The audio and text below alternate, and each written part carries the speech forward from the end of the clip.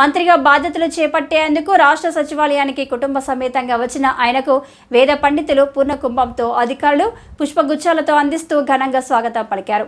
ప్రకాశం జిల్లా దర్శిలో 18.51 కోట్ల అంచనా వ్యయంతో డ్రైవింగ్ శిక్షణ రీసెర్చ్ సంస్థను ఏర్పాటు చేసే ఫైలుపై మంత్రి తొలి సంతకం చేశారు. మంత్రి మాట్లాడుతూ ఎన్నికల మేనిఫెస్టోలో ఇచ్చిన హామీ మేరకు రాష్ట్రంలోని మహిళలందరికీ ఆర్టీసీ బస్సుల్లో ఉచిత రవాణా సౌకర్యాన్ని త్వరలోనే కల్పించనున్నట్లు ఆయన తెలిపారు.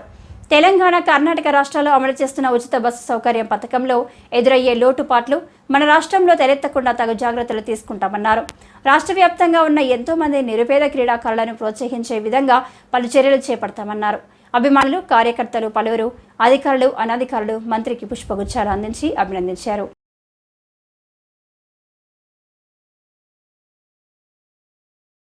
युष्मन्तं वर्चस्वन्तमधो अधिपतिं विशामस्या पृथिव्याध्यक्षं इममिन्द्रवृषभङ्कृलो ॐ यशस्करं बलवन्तं प्रभूतो त्वमेव राजाधिपतिर्बभूव सङ्कीर्णनागस्वपतिर्नराणां सुमङ्गल्यं सततं दीर्घमायुः दिग्विजयी भव.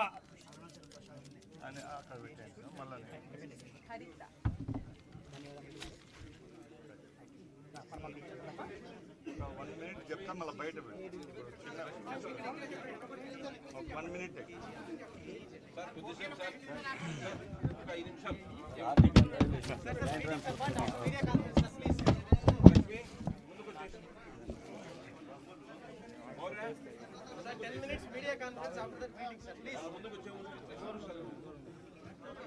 సార్ కొద్దిగా డిపార్ట్మెంట్ కొద్దిగా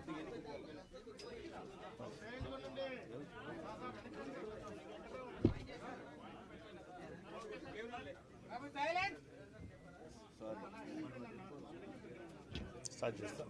ఇప్పుడు ఒక 1 మినిట్ చెప్తాం, మళ్ళీ బయట చెప్పేస్తాం. ఊరికే 1 నిమిషంలో మాట్లాడతాం.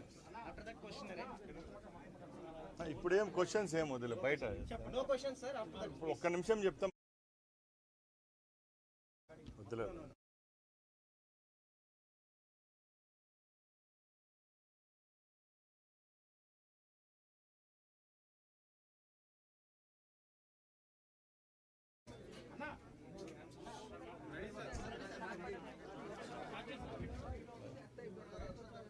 అందరికీ నమస్కారం.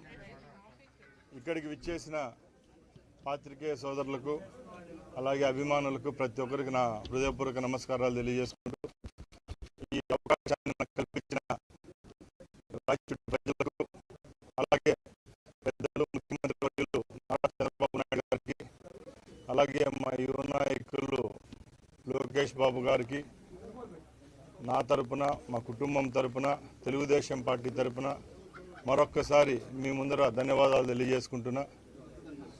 చాలా సంతోషంగా ఉంది. ఈరోజు ఆంధ్రప్రదేశ్ సచివాలయంలో నేను రవాణా, క్రీడా, అలాగే యువజన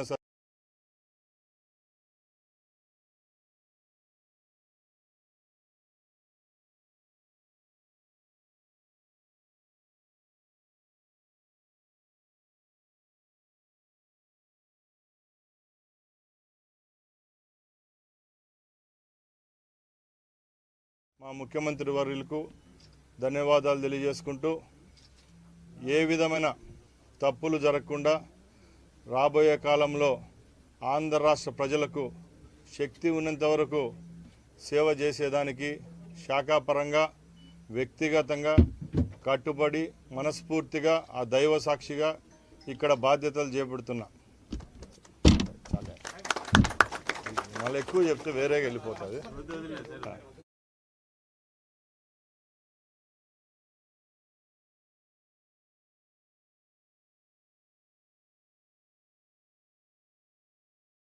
కి సంబంధించిన ట్రైనింగ్ సెంటర్లపై పెట్టడం జరిగింది.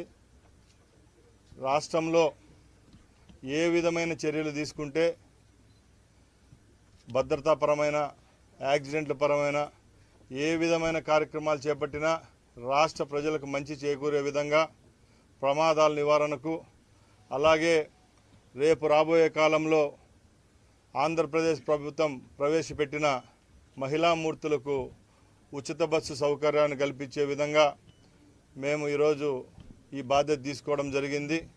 తప్పకుండా మా ప్రభుత్వం హామీ ఇచ్చిన విధంగా ఆంధ్ర రాష్ట్రంలో మహిళామూర్తులందరికీ రాబోయే 5 సంవత్సరాలు ఆర్టీసీలో ప్రయాణం ఫ్రీగా ఇచ్చే విధంగా మేము చర్యలు తీసుకుంటాం.